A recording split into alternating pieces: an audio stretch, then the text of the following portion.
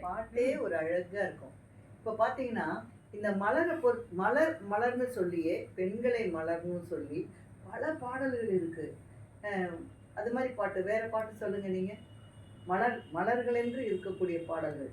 மலரே குறிஞ்சி மலரே அப்படின்னு ஒரு அழகான ஒரு பாட்டு இருக்கு இல்லையா? ஏன் இன்னொரு பாட்டு கூட இருக்கு.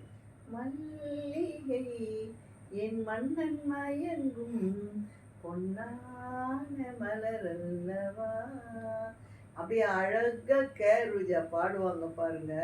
வெள்ளை புடவை, வெள்ளை ஜாக்கெட் போட்டு, அப்படியே பாடும் பொழுதே கேட்கிற முத்துராமன் மயங்குறாரோ இல்லையோ, ஆடியன்ஸ் அவ்வளோ பேரும் மயங்கி சொக்கி போயிடுவாங்க பாருங்க. அவ்வளவு அழகா இருக்கும்.